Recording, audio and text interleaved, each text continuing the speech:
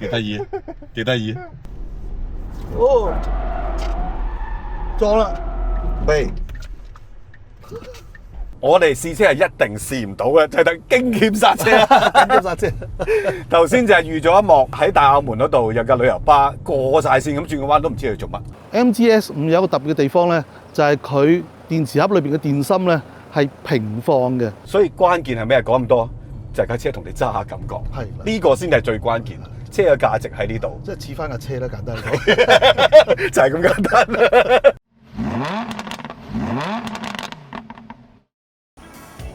嗱，我身邊呢架咧就係 MG 嘅新車 S5，咁你望個 size 咧係中細型啦。咁其實佢就唔係取代 MG 喺香港賣得好好嗰部 ZS 嘅，咁佢係另外一部車嚟嘅。因為譬如你睇到喺英國一啲報道咧，就話佢係入替 ZS， 但係喺好多國家咧，其實 ZS 同呢部 S5 係同時間賣嘅。咁論 size 論底盤，其實佢都係全新嘅。size 嚟講咧，大概佢係4.4幾米長嘅，咁啊軸距係2.7幾米嘅，咁就大過我哋常見嗰架 ZS。咁同級嘅車有啲乜嘢咧？香港包括比亞迪嘅 Attos 3啦，仲有就係吉利嘅 E5 啦。嗱，大家睇下呢個表就會見到啦。其實佢呢3款車係好相似嘅規格，連個續航距離都好相似嘅。呢架嘅 WLTP 嘅數字咧係425公里左右。但係充電規格咧就有少少唔同啦。AC 嚟講佢係6.6 kW 嘅，喺同級嚟講佢唔算快咯，因為一般嚟講最低應該有7嘅 kW， 咁啊再高級啲就11啦，再高級啲就22添啦。但係 DC 佢好快喎，150 kW 喎，即係比起對手頭先我提及嗰兩部車咧都要快少少嘅。行李箱咧都幾試正嘅，就咁呢個空間就400幾公升。咁你扮低埋張凳咧就1440幾，我記得。你行李箱就可以分2層，一高一低咁樣，咁就實用啲咯。仲有下層嘅添。但係你話車頭有冇地方擠嘢咧？就冇嘅，佢都係擠咗啲電控組件啊、冷氣嗰啲嘢。呢部 5S 咧就叫 Trophy 版嘅，亦都係規格最高嘅版本。所以你會見到咧後座會有中央手枕啦，個拎係18寸啦，唔係17寸啦。講翻個空間啦。真係冇投訴啦，因為呢個 size 嘅電動 SUV 其實呢個空間真係合格有餘啊，好老實。仲有玻璃天幕，但係有簾嘅，有個 Type C 嘅插頭啦，有冷氣出風口啦。但係有一樣嘢好緊要，就係坐落去咧。頭先阿樂一坐落嚟咧，第一次一上車就話：哇，個 ergonomics 好唔錯喎！我明啦，因為佢呢個腰背嘅頂位係做得相當貼服嘅。係頂住條腰啊，幾舒服嗰個感覺。嗱，同樣地，其實喺前座咧就唔會有好多花巧嘅嘢，亦都唔會有好多個 mon 喺度。咁你話係咪好多新穎嘅嘢？唔係嘅，但係反而佢有啲嘢用翻傳統嘅有掣撳，冇得頂。包括音響啦、調校冷氣大細風啦、發熱線啦，呢個冷氣出風口都係手動噶啦。我就幾 buy 呢一種，起碼最常見嘅嘢會喺度咯。軚盤上有好多掣，其中2個掣係星掣嚟，咁你就可以 set 你自己常用嘅嘢。至於整個系統裏邊可以調校啲咩嘢呢？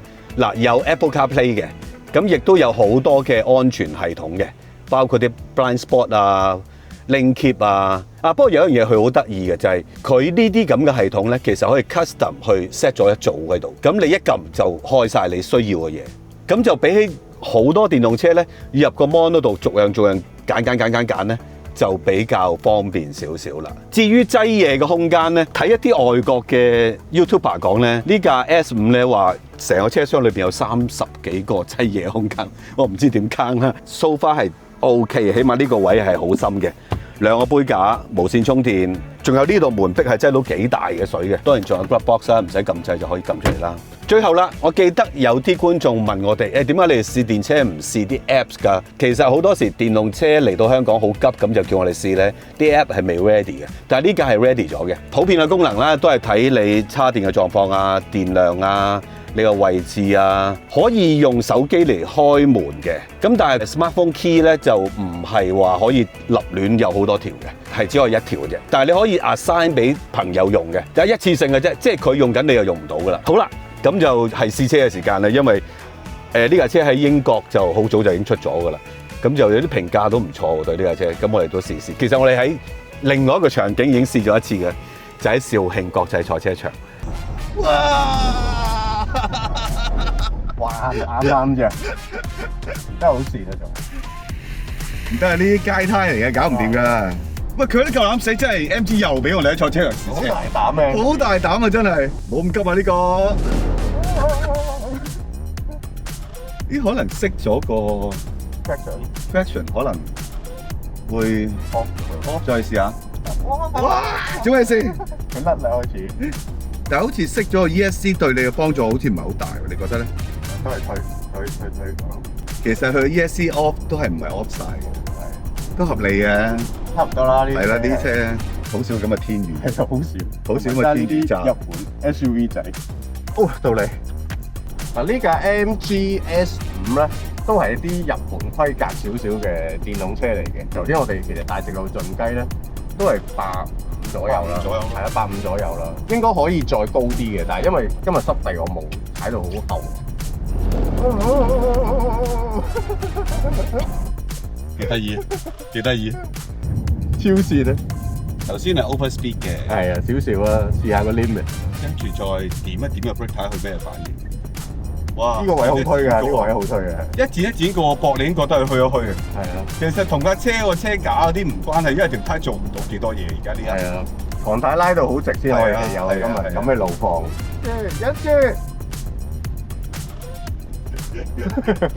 基本上係流過去嘅嘢。係啊，條胎都冇乜 grip 嘅直頭。係啊，水泡咯，肥嘟嘟。今日就真係純粹玩下體驗下。好似同條胎搏鬥多過同架車搏鬥。係啊，架車暫時未俾到咩太多嘅 feedback 我哋。條胎已經好快冇咗 limit。但係我覺得電動車喺 track 係有啲難揸，或者個揸法有少少唔同。係。因為平時我哋揸汽油車攞啱個迫擊 point，跟住就鬆油帶入隻彎。咁但係因為電動車一鬆油，其實佢仲係有減速力喺度。係啦，係啦。所以可能去到都未到彎心，你又要掂翻住個油門，保持翻佢個速度。呢個坐你嚟過，唔識喎。右彎 ，over speed。哇！啲彎咁慢嘅，係啊，個長期好短嘅啫。真係似卡仔長。哦，撞啦！飛，超小心啊！要，你明啦？喂，真係撞啦！得到。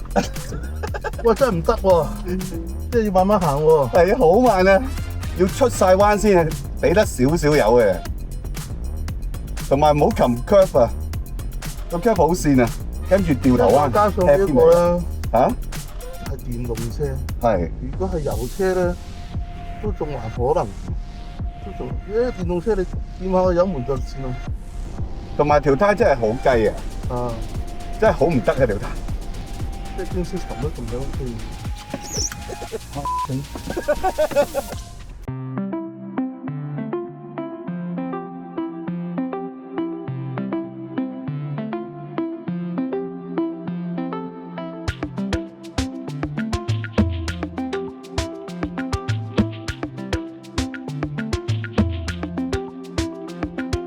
喂，呢架車我哋喺肇慶賽車場試過㗎啦，不過就唔係 exactly 相同嘅版本嚟。嗰個細電版即係馬力又細啲，里程又短啲。當其時我滿心歡喜，賽車場可以試下啲唔係大嚿嘅電車啦，終於細嚿㗎啦。咁好驚險喎！好驚險！我俾個大頭佛啊，戳到條頸，而家仲痛痛地。當日嘅情況喺影片度都解釋過，其實係唔應該試車。我就冇得怪人哋，怪我自己，我冇做功課。我轉完之後咧，spin 咗之後先知嚇呢架美碌車嚟。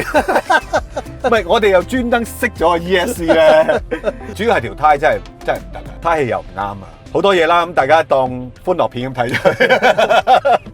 今日喺香港就試呢一部真係嘅香港版啦 ，S5 嘅 Trophy， 亦都係應該係規格最高嘅版本。揸落去第一個感覺，好唔大陸車喎。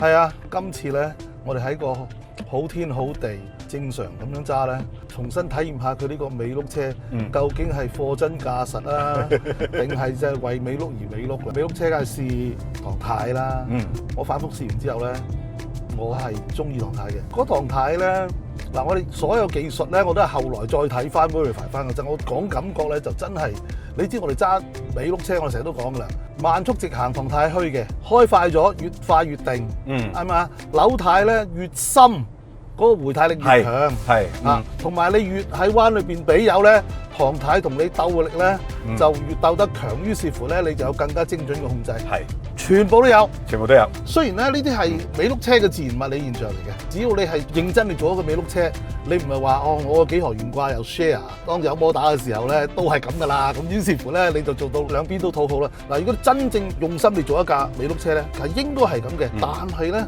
你都知近10年20年咧，嗰個軚感已經俾個電軚係影響得你好緊要啦嘛。即係雖然有，但係你都係淡化咗好多。呢一架咧，我覺得咧喺電軚之餘咧，其實佢冇俾佢淡化得好多，真係嗰個味道仲喺度。咁後來我哋知道啦，查一查資料，佢個電軚同我哋常用係啊，有少少唔同㗎。哦，即係個助力唔係喺個軚心度。係啊，喺個軚尺嗰度。係喺個軚尺嗰度嘅，因為少咗嗰個軚尺嗰個增益比例。簡單嚟講就因為個摩打直接推落軚尺，同軚尺亦都可以直接推落摩打，冇需要一個超勁嘅齒輪去助力啦，就冇咗嗰啲阻力咯。係，我都覺得呢架車個軚咧，即係你一上手就已經覺得係好同而家見到嘅電動車係好唔同嘅，特別係國產嘅。國產嘅電動車當然大部分係譬如頭轆啊，或者尾轆都有嘅，都有部分有嘅。大部分你又撞咗4驅添啦，都係電咯，電咯，快咯，冇乜感覺咯。呢個有感覺嘅喎，係啊，真係有味道，有味道喎，真係有啲驚喜喎。你講呢個車個 spec 咧，真係唔快嘅成架車，有類似規格嘅對手，譬如吉利嘅 E5啊、Atto 3啊，其實你講嗰啲馬力啊、扭力啊、0至100啊，全部都輸喎。係個里程大家比較接近嘅啫。你都知我哋係最唔睇啲規格㗎，我哋睇感覺㗎嘛。但係呢架車嘅感覺係相當討好喎。仲有一樣嘢，我哋試車係一定試唔到嘅，就係等驚險剎車。驚險剎車。頭先就係預咗一幕喺大澳門嗰度有架旅遊巴過晒線咁轉個彎都唔知佢做乜。你知我哋習慣咧都係試完車之後咧，跟住就打開車頭冚裝一輪。係啊係啊。之後我哋先至講架車㗎嘛。今次唔使裝一輪啊！我試完之後即刻知道係咩？即刻知道呢個臂力咧係 booster 嚟嘅，唔係快 wire 嘅。係。因為我用力揼死佢嘅時候咧，個 ABS 嚟咧，我喺個過程裏邊咧，我係仲可以 manipulate 到嗰個臂力嘅力量。係啊，我見你臨尾過到啦，你鬆腳啊！係啊，我見夠啦嘛，唔好挫到你哋咁辛苦啊嘛。其實呢架車都有好多安全系統嘅，咁喺嗰一刻咧，其實你隻腳係快過佢嘅，因為我啲安全系統咧，你唔好話佢渣定乜嘢，而係佢真係做最後嘅防線嘅。老實講，我哋見過有啲車咧係好保守嘅，好早出現嘅，咁結果咧你揸揸你唔見咗個臂力啊！係啊，因為 Booster 咧佢個總泵係同個腳掣聯動嘅，會沉咗落去嘅直頭，所以佢係唔到最後都唔應該出手嘅。呢個係我覺得係 OK 嘅，係啱嘅。所以你見到頭先剎車嘅畫面咧，完全係人力剎車嚟嘅，就唔係自動剎車嚟嘅，唔係證明佢嘅自動剎車唔 work 或者渣，而係跟呢個 Booster 嘅設定係應該咁樣嘅。MGS5有一個特別嘅地方咧，就係佢電池盒裏邊嘅電芯咧係平放嘅。咁有啲乜嘢好處咧？嗱，我哋大多數見到嘅電池盒咧，嗰個電芯擺咧都係咁樣直擺嘅。咁直擺咧有個缺點咧就係因為我哋電芯咧其實無論係方形抑或圓形咧，其實你拉長咧都係一張膜咧，裏邊塗咗啲物料喺度，將佢捲埋嘅。只不過係用圓形嘅方法捲，定係用方形嘅方法捲啊？捲完之後咧，你都要將一個電芯排好佢噶嘛。電芯咧一定有兩個 connector 嘅，一個咧就係對外嘅 connector， 一個咧就係裏邊咧睇唔到嘅 connector。呢兩個 connector 咧其實都佔咗啲空間嘅，所以一個電池嘅高度咧其實有一部分咧係俾 connector 佔據咗嘅。如果將佢平放咧，就唔會浪費咗個高度啦。因此咧，平放電池咧可以令到成個電池盒咧可以做得薄啲啦。即係話個車底可以矮啲啦，成架車嘅重心可以做得低啲啦。呢個咧就係佢最大嘅優點啦。另外一個優點咧就係電池舊咗之後咧，或者過度充放嘅時候咧，都會有一個現象就係佢會脹，係咪？大家都經驗過啦。咁如果將啲電池打直擺嘅話咧，去到最尾咧就有個好大力嘅金屬框將佢框住啦。咁如果佢一脹嘅話咧，就會產生好大壓力啦。如果將佢平放嘅話咧，佢脹嗰個伸縮咧就會由一個大嘅平面咧去吸收，咁產生嗰個壓力咧就冇咁大，相對安全啲㗎。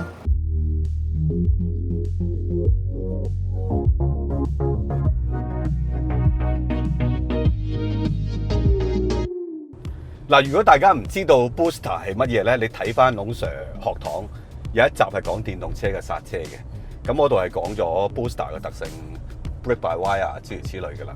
咁啊，大家上堂學一學嘢先。仲有幾樣嘢我覺得好歐洲式嘅，個門柄啦，唉，我最中意你最中意嘅實體門柄啦，唔係伸縮嗰只啦。即係我都同好多人去討論過啦，甚至乎係激烈地討論過呢個問題。一個門把隱形式，除咗係有型之外咧，現代化之外咧，其實係從實用出發咧，都係呢一種好嘅隱形式嗰啲咧。你話 aerodynamic 有優勢咧，其實只係得好少好少嘅啫。係啊，仲要去到某個速度。係啊，以我哋喺正常喺市區裏面行車咧，根本可以忽略不計。誒，不過人哋中意 high tech 係咪？伸縮係好 high tech 嘅感覺㗎嘛。咁仲有就係車廂嘅設計有翻啲實體掣啦，頭先講咗啦。咁呢一個 mon 裏邊嘅功能咧，又唔係好似大陸車嘅，佢係似歐洲式嗰種嘅語言，就係我將佢砌到好似一個 iPhone 咁。總之你常用嘅嘢喺晒度㗎啦。但係你就唔好諗住入去，哇！我揀啲細膩嘢先，一個 folder 咁慢慢揀先，就冇嘅。總之就實用嘅嘢喺晒度，快捷方便，唔係同你玩大 mon 嘅。至於呢啲咁嘅門壁板嘅設計啊，軟腍腍嘅用料啊，呢啲都係幾歐洲嘅感覺，就唔係乜嘢都係 Napa 皮啊，Arcatella 就唔係大陸電動車常用嘅裝修嘅手法。電冰箱大梳化啊嘛，大家係啦。咁頭先我都講過啦，張凳亦都係硬硬地嘅，係有少少歐洲車嘅。我覺得最重要嘅就係個底盤、避震嗰啲 setting。佢都係舒服嘅，成架車係好舒服嘅。但係佢唔係我哋近來試嗰啲國產電動車嗰種舒適法，佢有少少韌韌地嘅，我覺得。即係唔係單純軟啊，不斷用個軟去討你歡心，佢反而係好似氹歐洲佬歡心多啲，有呢種感覺。始終係英國品牌啊，係應該係有一紮英國嘅工程師參與，因為你睇下嗰個 style 咧，就係好英國式嘅，即係介乎南歐與北歐嗰中間，即係唔係話死實只強調高速公路，亦都唔係話咧 road 得好緊要啊！即係佢就係喺正中間啦。英國車俾我哋嘅印象都係咁。呢種啊，係呢種啊，即係英國車，我哋成日都話佢唔係德國嗰種嘅特性嚟㗎。我哋講緊避震啊，但係又未去到意大利嗰式嘅，佢係介乎中間嘅。啊，佢唔會用硬嘅，但係佢又唔會好多行程嘅。所以呢架車咧，關乎你揸嘅感覺，軚同 brake 就好有 interaction 啊，同人坐嘅感覺係好英式嘅。可能唔知係咪因為咁咧？你知英國人又好，歐洲人好，其實對於電動車咧，佢唔係追求嗰種好多 fancy 嘅 gadgets 嘢嘅。車唔係一件工具嚟㗎嘛，即係好似西方人對於嗰啲寵物啊狗啊，係啊，佢哋同佢嘅關係已經係即係1000幾百年，已經係超越咗一隻寵物，超越咗一隻動物。咁佢哋會有感情啦，大家會有對方嘅信賴啊，或者係生活嘅一部分啊，工作嘅伙伴啊，即係會係咁樣嘅關係。我係當佢日日陪我一齊去行動嘅一個 partner，所以關鍵係咩？講咁多就係架車同你揸下感覺，係呢個先係最關鍵。車嘅價值喺呢度，即係似翻架車啦，簡單講，就係咁簡單。死啦！似翻架車對於後生嘅嚟講，唔知係噏緊乜嘅。哎呀，玩遊戲機大嗰班年輕朋友，真係未必可以理解得到。不過理解唔到唔緊要，你上嚟揸下，係睇下個感覺喺邊度，可能從中可以發掘到一啲趣味都唔係。其實呢個 point 都幾得意，就係你揸下一啲似翻架車嘅車，咁你就知道乜嘢係似翻架車嘅啦。事實上呢架 MG 嘅 S5咧，喺規格上真係唔算好標青嘅。譬如而家我哋坐咗入去揸咗一段時間，你有冇發現你張凳唔係電動？哇！仲有冇電動嘅凳啊？而家手動，你呢邊係手動嘅。仲有你發冇發覺唔係左右冷氣嘅，即係佢單一冷氣。雖然你後座有冷氣出風口，呢個係非常好，但係佢都係冇左右獨立冷氣。MG 最大嘅海外市場，除咗中國之外，最大嘅海外市場就係英國，第二名係墨西哥。其實佢哋行緊啲咩路咧？就行緊啲真係入門啲嘅價錢。即係佢如果做好多嘅設備落去咧，咁個價錢就飆咗上去。佢想做一種抵買，但係就有歐洲車嘅感覺嘅車。如果你真係對呢架車係有興趣，就唔好單純即係剔設備咯。你試下啦，試下一架真係似翻架車嘅車。呢啲係入門價錢嘅車，個成本咧餅係咁大㗎啦。你中意搣去大梳化，電冰箱係啦大 mon，定係中意將佢放咗喺懸掛操控啊、剎車啊各方面人與車之間嘅 interaction 嘅感覺，即食嗰啲係要成本嘅，老實講。嗰啲係錢嚟㗎，其實係錢嚟嘅，睇你改真係。邊邊嘅成本。係啊係啊，咁好明顯呢架就真係即係喺我哋講嘅呢一邊啊，就唔係真係堆啲嘢上去，堆到好 fancy、好琳琅滿目嗰種嘅感覺啦。咁所以今日咧，我哋試呢架車咧，你問我哋嘅驚喜就係、原來揸嘅感覺幾好，坐嘅感覺係好英式嘅汽車嘅感覺，成個體驗係幾討好嘅。咁但係你話喺一個用家或者設備嘅上邊咧，係少啲嘅，你自己諗清楚啦。好啦，咁今日試呢架 MG 嘅 S5後驅嘅單摩打版本，咁就到此為止啦。算有啲驚喜喎呢架。我仲諗住我哋喺肇慶少園唔使試啦，打咗咁多白鴿豬，不如唔好試啦。嗰度太跣啦，試唔到乜嘢。不過試翻香港版係真係有啲驚喜。當其時實在太慌亂啦，所以乜嘢後驅啊、咩太感啊咁樣完全試唔到出嚟嘅。但係算係一個幾好嘅體驗。有機會我都值得講下電動車喺雨天濕滑路嘅 brake 係點樣用都好喎。講下呢啲駕駛技巧。不如留言大家講下啦，想唔想我哋傾下呢個話題？如果你叫我俾個簡單嘅 conclusion，呢架車咧就好簡單，真係一句説話。終於試翻架車啦。好啦，記得 subscribe 我 YouTube channel 啦，仲有 Facebook、IG、comment、like and share。多謝參加我哋會員嘅朋友啦。咁我哋近排就仲有活動添喎，真係有活動喎。係啊，去睇戲一齊嚇。咁未參加嘅就唔知仲有冇位啦，因為拍嘅時候仲有嘅。咁就到此為止啦。好啦，拜拜。